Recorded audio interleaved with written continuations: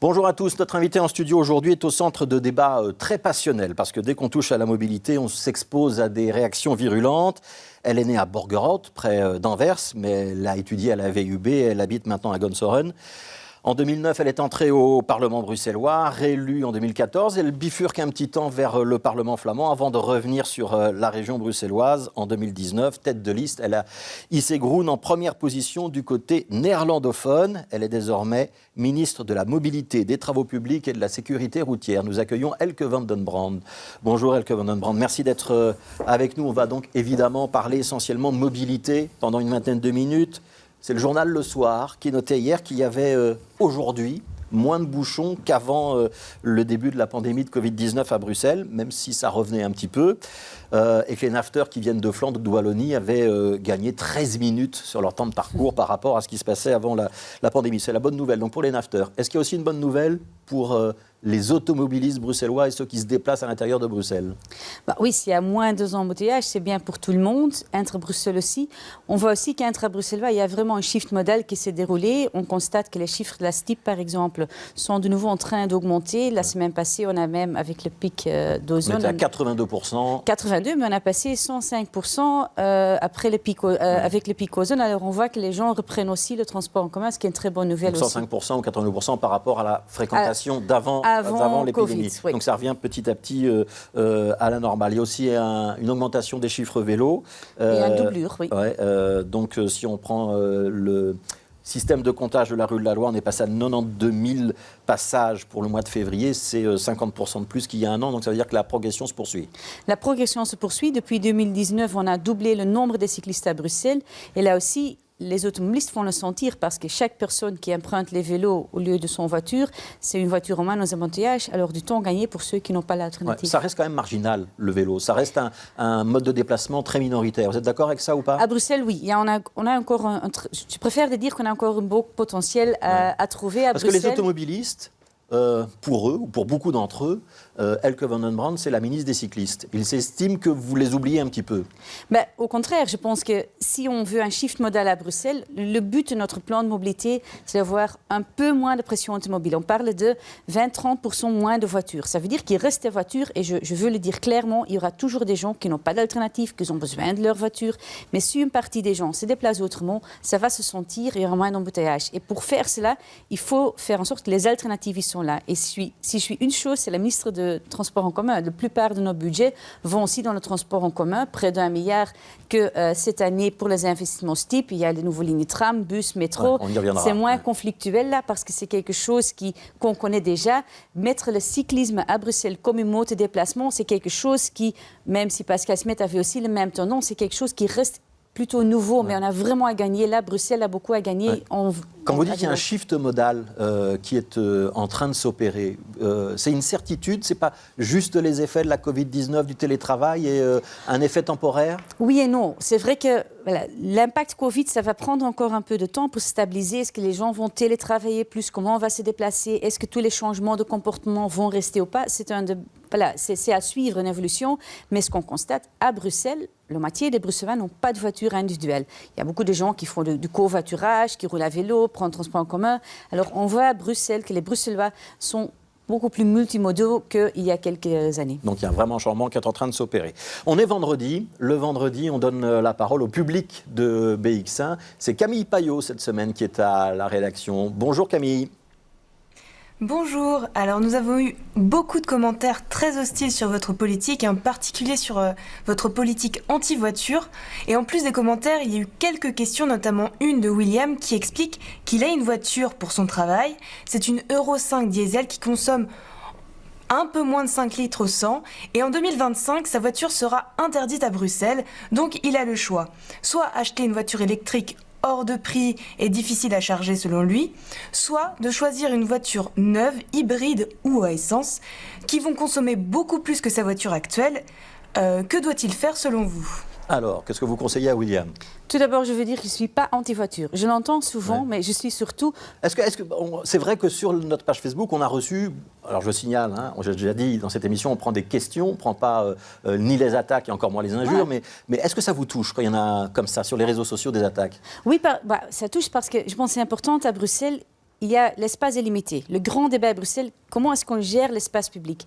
Et si on veut avoir plus d'espace vert, des aires de jeu, des terrasses, etc., il faut faire gagner de l'espace. Et la mobilité, pour moi, c'est un levier. Et je suis tout à fait consciente qu'une partie des gens ont besoin de leur voiture, ils vont continuer à rouler. Alors, on n'était pas en train de fermer rien du tout. L'hostilité, elle vous touche quand elle est un peu agressive? Je pense que c'est dommage parce qu'il faut vraiment un débat sur le mode de déplacement. Mais je comprends aussi que le débat de mobilité, ça touche à tout le monde. Chacun se déplace. C'est un peu passionnel. Alors, que c'est passionnel, c'est OK, c'est normal. Et qu'il y a des questions, je trouve ça normal. Alors, on répond à notre internaute ou notre téléspectateur qui vous demande s'il doit passer vers la voiture électrique ou pas. Est-ce que, par exemple, il y aura assez de bornes pour lui? Alors, les bornes, là, on a un plan borne, parce que c'est vrai que Bruxelles avait pris un peu de retard. On a un plan borne, on est en train de déployer de plus en plus de bornes. Il y a le système de bornes à la demande. Alors, si quelqu'un n'a pas une garage, parce que beaucoup de Bruxellois n'ont pas de garage chez eux, on peut installer une borne dans l'espace public, on peut demander ça. C'est important pour rassurer les gens que oui. Le prix des voitures, c'est un enjeu réel. Acheter une voiture électrique, ça coûte, alors il faut faire en sorte que aussi le marché se suit, mais on voit que quand même il y a une diminution des prix et ça c'est important pour faire le shift. La région n'a pas beaucoup de prise sur le prix des voitures. Non, c'est un enjeu même mondial, mais on voit que l'Union européenne a un impact. Ils ont dit qu'il faut une certaine limite sur la totalité des voitures envoyées. Et comme ça, on voit qu'il n'y a pas que les voitures très chères électriques qui sont vendues, mais ça leur force un peu d'aller aussi de vendre les voitures moins chères. Alors, on constate qu'il y a une évolution, mais il faut encore plus. Mais aussi, on fait maintenant un calendrier d'ici 2035, notamment pour dire aux gens, comme ça, ils savent en amont qu'est-ce qui va se passer. Et qu'ils savent que si je dois racheter mon voiture en 2-3 ans, ils ont un peu de temps pour s'adapter et pour savoir quoi faire, regarder le marché. Mais le marché va aussi s'évoluer encore dans les années à venir. Ouais, et donc, l'équipement en borne, il y a eu quand même un petit peu de retard au démarrage en région bruxelloise. C'est corrigé. Maintenant, on est sur un rythme normal? On est sur un rythme, mais il faut continuer. Le rythme, vous avez une voiture électrique, vous, Elke van den Man? Non, hybride. Vous avez une hybride? Ouais. Alors, dans la politique de mobilité, il y a aussi les fameuses mailles du projet Good Move qui sont en train d'être implémentées. Il y a Schaerbeek, Anderlecht et Bruxelles qui ont déjà communiqué leur plan. C'est en cours d'aménagement. Il y aura d'autres communes dans les prochains mois? Il y aura encore d'autres communes et d'autres projets. Et ce qui est très important là, c'est surtout pour apaiser les quartiers. Ce qu'on va faire avec ça, je profite de l'expliquer, c'est canaliser le trafic de transit via les axes structurantes et faire en sorte que tout le monde peut encore accéder à un quartier pour visiter le Mamie ou aller à un magasin. Mais même s'il y a plus de sens unique, des boucles, etc. Oui, alors comme ça, si vous devrez être là, vous pouvez encore entrer. Mais si c'est pour échapper, pour faire un peu passer partout, on va vous canaliser via les axes structurantes et comme ça, on peut avoir un apaisement dans les quartiers. Comme ça, les gens peuvent se sortir plus aisément. Est-ce qu'il y aura vraiment... Alors, je sais que ça dépend des communes, avec les échevins de la mobilité, mais ils sont très souvent Groen ou écolos. Est-ce qu'il y aura vraiment des évaluations? Est-ce que si dans un quartier, on se rend compte que ça se passe vraiment pas bien, qu'il y a par exemple un report de trafic sur l'une ou l'autre petite rue, ou qu'il y a vraiment des quartiers qui sont régulièrement embouteillés, on pourra revenir en arrière ou pas? Oui. Oui. Certitude. En arrière, adapter, il faut le faire. Si tu fais quelque chose et c'est pas bien, il faut s'adapter. Je trouve juste continuer à quelque chose qui n'est pas bien, ça sera un peu, ça va pas donner le soutien pour mettre les mêmes. Les prochaines communes qui annoncent leur maille. J'attends encore XL par exemple qui va faire. Je sais qu'à Forêt ils sont en train ils sont un peu en amont déjà. Ils ont autour du Place Saint-Denis des plans. Alors il y a pas mal de bons plans qui sont dans les cartons, mais ça demande du temps. C'est pas quelque chose. Il faut étudier, il faut concerter, il faut la participation. Alors ça demande du temps pour préparer des vrais plans. Alors on va reprendre une question avec Camille Payot. Oui, de l'internaute Arnaud qui aborde un autre dossier, celui du métro Nord. Cette enquête donc, du métro Nord compte plus de 7000 pages et le délai de consultation a été fixé à 1 mois à peine. Selon Arnaud, c'est impossible pour les citoyens de prendre connaissance du dossier et de l'analyser. Pour lui, c'est un déni de démocratie. Il demande pourquoi vous ne plaidez pas, à l'instar du projet Good Move, pour un délai de consultation publique de 4 mois. Alors, est-ce qu'on doit allonger l'enquête d'utilité publique sur le métro Nord? Dans un monde idéal, oui, parce que... Dans un monde idéal. Dans un monde idéal. Pourquoi est-ce qu'on ne peut pas faire n'importe quoi? C'est qu'on a des délais sur les permis d'environ qui sont là. Alors, on est coincé aussi sur les procédures. Et ce qu'on a constaté avec ce projet, que c'est un très large projet, que toutes nos procédures urbanistiques ne sont pas faites pour des projets tels quels. Ils sont faits pour des projets réaménagement, etc. Alors, et ça, on sent maintenant que pour avoir un bon débat, c'est vrai, il faut du temps. C'est pour ça qu'on a le plus vite possible mis tous les documents online. Mais même là, il fallait... Il y avait 1200 remarques après... Isabelle Potier, qui est députée bruxelloise pour Écolo, a demandé l'extension de cette enquête d'utilité publique. Est-ce que vous allez dire oui ou est-ce que c'est coincé au gouvernement? Il y a un partenaire qui ne veut pas étendre. Ce n'est pas une question au gouvernement de ne pas vouloir, etc. C'est la compétence de M. Pascal Smet de l'urbanisme. C'est une question de qu'est-ce qu'on peut faire, tenir en compte les autres deadlines qui sont là, des autres permis qui sont déjà délivrés. Alors, je voudrais qu'on regarde une carte. On va voir l'extension nord de ce métro qui va nous emmener donc de la gare de Nord jusqu'à Bordet. On voit bien que c'est un travail important qui va désenclaver Schaerbeek et Evere. Il y a dans le même temps la construction d'une station du côté de Stalingrad, ce sera la station Stoutsilmans. On se rend compte que sous le palais du Midi, il y a des difficultés géologiques. Il va y avoir un surcoût. Au départ, c'était 1,6 milliard, si je ne me trompe pas, le budget de l'extension du métro. On est déjà à 2,3 milliards et c'est peut-être pas fini. Est-ce qu'on a les moyens ? On doit chercher les moyens. Il faut avoir les moyens parce que les travaux sont finis, sont commencés. Il faut faire en sorte qu'on peut les continuer. Évidemment, il y a des plans. Pour cette législature, on a bouclé les moyens dans le plan pluriannuel. Alors, c'est prévu, mais c'est maintenant le moment d'avoir débat sur la prochaine législature parce qu'on sait qu'il y a un pic des investissements après 2024. Et il faut prévoir les moyens parce qu'il faut éviter que les budgets pour le métro empêchent de faire d'autres choses à Bruxelles. Ça veut dire que ça va peut-être nous coûter trop cher. Est-ce qu'il y a une manière de s'en sortir ? Est-ce qu'on doit reporter le métro à plus tard ou faire en sorte qu'il se construise plus lentement? On est en train, avec le gouvernement, de voir plusieurs pistes maintenant. On peut, par exemple, aussi renégocier le contrat avec le fédéral. On a un contrat, il y a un financement de 50 millions par an par le fédéral. C'est une option de renégocier ce contrat et voir si on peut faire ensemble un peu plus. Le fédéral, il verse 125 millions par an à la région bruxelloise. C'est ce qu'on appelle le fonds Belléris. Donc il y a 50 millions pour le métro. Est-ce qu'on peut imaginer, par exemple, que les 125 millions, ils aillent intégralement sur le projet métro? Pour moi, c'est question d'augmenter l'enveloppe parce que les autres projets sont des logements sociaux, ce sont des projets d'électrification des bus. Il y a des autres projets dedans qui sont importants. Donc si on n'augmente pas l'enveloppe, Elke van den Born, j'essaie de comprendre, si on n'enveloppe pas l'enveloppe, on doit ralentir le métro. Il faut chercher d'autres solutions, il faut voir si on peut économiser ailleurs, s'il y a des solutions à trouver. Mais pour moi, il y a beaucoup de projets à Bruxelles qui méritent à continuer. Je parlais du logement social, je parlais des autres investissements mobilité. Pour moi, on ne peut pas dire qu'on va que faire le métro. Il y a aussi des enjeux tram, des enjeux bus. Alors, c'est un exercice difficile. Il va y avoir un problème, par exemple, dans le budget de la STIP dans les prochaines années, parce qu'il y a donc ces grands travaux du métro, il y a un plan tram, il y a l'indexation des salaires. On va être en difficulté ou pas? Non. Non, c'est-à-dire, ça sera toujours un débat, mais on va faire en sorte que la STIP puisse continuer. C'est une entreprise performante. Et pour nous, l'enjeu pour le transport en commun, c'est qu'il y a 3 modes qui sont actuellement chez la STIP, le bus, le tram et le métro. Dans les 3 modes, on veut des nouvelles lignes de bus, des nouvelles lignes de tram, de nouveaux matériels roulants qui est plus confortable, plus accessible et une augmentation des fréquences. Et on fait ça sur ces 3 modes. Il faut continuer à faire ça et on ne peut pas faire qu'un projet sur l'un impacte l'autre.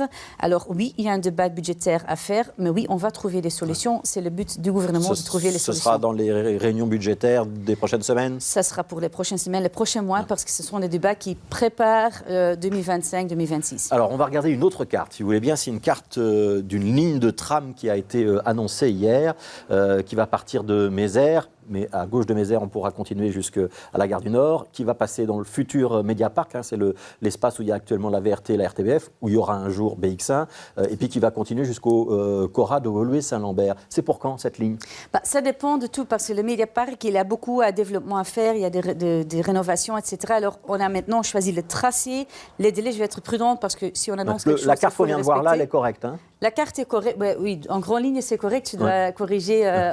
Mais en fait, voilà, on a choisi un trajet... Il va notamment y avoir une petite passerelle qui va enjamber l'autoroute. Pardon? Il y a notamment une petite passerelle qui va enjamber l'autoroute. Ça va jusqu'à Cora, alors ça va vraiment jusque-là. Et l'enjeu, pour nous, c'était de passer le plus par les quartiers des habitants. À Mediapark, il y a encore des logements qui vont y faire. Alors, faire en sorte que notre transport en commun, au milieu de nouveaux logements et de nouveaux quartiers qui sont créés. On voulait éviter de passer par le chaussée de Louvain parce qu'elle est déjà très coincée. Y ajouter un tram, ce n'était pas la meilleure solution de mobilité. Alors, il y avait quelques enjeux là. Et l'essentiel, c'est une prolongation d'une tram, c'est une nouvelle ligne de tram, mais ça va aussi faire en sorte qu'on peut dédoubler la ligne 7, qui est déjà très bondée, et comme ça, la 7 a plus d'efficacité, et on gagne aussi sur cette ligne. Alors, c'est pour quelle année? 2023, 2024, 2025? Non, je vais vraiment être... Je sais que vous voulez une date, mais dès qu'on a une date, je veux être sûre qu'on est, et les procédures ne sont pas tous dans mes mains, ça dépend le suivi du PAT Mediapark, les logements qui sont créés, etc. Alors, ça dépend de la totalité du projet, et je suis un peu prudente à donner une date. Désolée. Alors, on va retourner chez Camille Payot. Peut-être qu'il y aura une question où vous serez plus précise sur la réponse. Désolée. Alors un point sur l'énergie avec l'internaute Didier. Il fait référence à notre besoin d'économiser l'énergie en raison de l'urgence climatique. Et maintenant, avec la guerre en Ukraine, il faut s'affranchir des combustibles russes. Il vous questionne, ne trouvez-vous pas que la réalisation de la nouvelle ligne de métro, utile mais coûteuse, n'est-elle pas finalement totalement secondaire et que l'urgence réside dans l'isolation des bâtiments bruxellois ? Alors, on revient au métro, mais par langue budgétaire. Et même ce débat, où est-ce qu'on doit faire le plus d'économies? Est-ce qu'effectivement, il faut mettre un petit coup de boost sur l'isolation des bâtiments? Ce n'est pas dans votre compétence, mais ça... Mais je vais quand même dire oui, et ce n'est pas parce qu'on fait une ligne métro qu'on ne fait pas d'autres. Il y a un programme ambitieux que M. Marot a mis en place, c'est la Rénolution. Et le but, là, c'est exactement de rénover et de isoler les maisons et faire en sorte comme ça... Il y a un budget suffisant là-dessus ou pas? Il y a un budget qui est prévu et ça fait gagner sur 3 choses. Les gens vont payer moins sur leur facture énergétique. Il y aura un emploi local parce qu'isoler les maisons, ce sont des gens qui travaillent ici. Alors c'est bien pour l'emploi, c'est bien pour le climat et j'ajoute que c'est bien pour notre indépendance de la Russie aussi. Alors, je voudrais qu'on parle de vélo. Est-ce que c'est un échec, ce système de vélo en libre service en région bruxelloise? Ou est-ce que ça marche? Oui et non. On trouve que le taux de rotation de ces vélos ne sont pas partout très bien. Il y a des quartiers où ça fonctionne, les autres pas. Donc le taux de rotation, c'est le nombre de fois où on utilise le vélo. Oui. C'est moins d'une fois par jour pour chaque engin. Le nombre de fois que c'est utilisé. Et là, je crois dans le système. Je crois dans un système où il y a partout à Bruxelles des vélos à partager. Je crois surtout dans le système au niveau financier. C'est un coût de 35 € par an. C'est beaucoup moins cher que les autres systèmes mais de en échange, on a autorisé Jean-Claude Decaux à mettre de la pub partout dans la ville. Et ça, je pense que c'est quelque chose qu'il faut peut-être descender. C'est un contrat maintenant jusqu'à 2026. Est-ce qu'on va toucher au contrat jusqu'à 2026 ou on le garde tel quel? Il y a des juristes qui s'occupent maintenant pour voir... Donc c'est pas exclu? C'est pas exclu, mais c'est pas évident non plus. Pour moi, c'est important de maintenant réfléchir qu'est-ce qu'on veut faire après et surtout ne plus faire des contrats sur 10-15 ans parce qu'en fait, au moment, c'était des beaux contrats, mais maintenant, on constate que c'est pas apte pour la réalité actuelle. Vous pourriez le casser, ce contrat, ou pas? Ça coûterait très beaucoup. Donc c'est plutôt pour renégocier... moi, l'enjeu, c'est faire en sorte qu'elle fonctionne mieux, que ça soit mieux connu. Mais Vilo a quand même un petit peu raté le passage au vélo électrique. Oui, on a eu raté 10 mois de batterie. On a des batteries qui arrivent maintenant, mais c'est quand même pas le système le plus intuitif. Il faut les fixer sur le vélo, etc. C'est un supplément. Certains disent ce serait peut-être mieux, le Luxembourg fait ça, de gérer directement par la région un système de vélo. Est-ce que vous êtes prête à faire ça ou pas? Par la région ou, dans mon rêve, par exemple, par les transports en commun, comme ça que c'est dans votre abonnement. Comme ça, c'est dans votre abonnement. Ce sont des rêves que je veux mettre sur la table pour voir est-ce qu'on peut les réaliser ou trouver un partenaire privé, mais avec un contrat plus souple que c'est pas 15 ans qu'on peut renégocier chaque année. C'est pas qu'on a aussi un débat sur la publicité dans l'espace public. La STIB pourrait faire ça. La STIB pourrait s'occuper de louer des vélos et peut-être des trottinettes ou des choses de ce genre-là. Pour moi, c'est une des options de faire en sorte que dans votre abonnement, il y a plusieurs modes de déplacement. Mais ça peut être avec des On partenariats. est en train d'inclure le train avec les NCB, avec les abonnements partagés. Pour moi, inclure aussi le vélo comme mode de déplacement, pour moi, c'est quelque chose qui mérite de vraiment être... donc ça sera la STIB ou ce sera des partenariats? Ça, c'est trop tôt à décider. Je vais mettre plusieurs options sur table du gouvernement. On est en train de l'étudier et puis le gouvernement va prendre des décisions dans toute sa sagesse. Les dimanches sans voiture, il en faut plusieurs par an? Je pense que oui, c'est un débat, mais là aussi, c'est un débat aussi... C'est le journal L'Écho qui met ça sur la table ce matin et ce n'était pas un poisson d'avril. C'était une note de travail, mais il y a encore des autres notes de travail. Alors là, je vais être très prudente. On pourra en avoir un par mois ou pas? Pour moi, il faut avoir une discussion sur qu'est-ce qu'on veut faire. C'est une journée qui donne beaucoup d'énergie aux Bruxellois. Les gens en sortent, il y a beaucoup d'énergie à Bruxelles. Alors pour moi, oui, évidemment, comme écologiste, je dirais, c'est aussi bien pour la qualité d'air. C'est une journée où on va... Mais dans vos rêves, puisque vous rêviez tout à l'heure. Dans mon rêve, on a plusieurs journées sans voiture. Oui. Une par mois? C'est un bon exemple. Il nous reste 1 minute, donc une dernière toute petite question avec Camille Payot. Donc une dernière question de Nathalie sur les taxis collectifs. Elle demande quand allez-vous rétablir les collectos puisque ça fait plus de 2 ans maintenant et toujours rien et qu'il devait y avoir une réunion l'année dernière. Donc où en est le dossier? Là, il faut reprendre parce que c'était arrêté à cause du Covid. Le collecto, c'est quoi? C'est les gens qui rentrent le soir, peuvent prendre un taxi à prix bon marché, mais à plusieurs qui ne se connaissent pas. Alors, avec Covid, c'est un service qui, malheureusement, n'était pas pris. Avec l'heure de fermeture, c'est aussi un service, qui était Donc, un vous êtes peu prête à moins les relancer utilisé. ou pas? Oui, évidemment, je pense qu'il faut le relancer. C'est C'est important. une question de semaine, c'est une question de mois? Le date exact, parce que c'est chez mon collègue, M. Rudy Vervoort, la date exacte, je dois lui demander pour faire en sorte, mais c'est pour le futur prochain. Ouais. Une toute dernière question. Il y a un changement de tête de présidence à Groen. Mariam Almassi a remis son candidat. Vous aviez été candidate en 2014. Est-ce que vous retourneriez à Groen ou est-ce que vous restez à la région bruxelloise dans les prochaines Tant années? que le plan Good Move n'est pas tout à fait fini, je continue à travailler à Bruxelles. Donc vous allez rester ministre de la Mobilité à la région bruxelloise. Merci beaucoup, Elke van den Brand.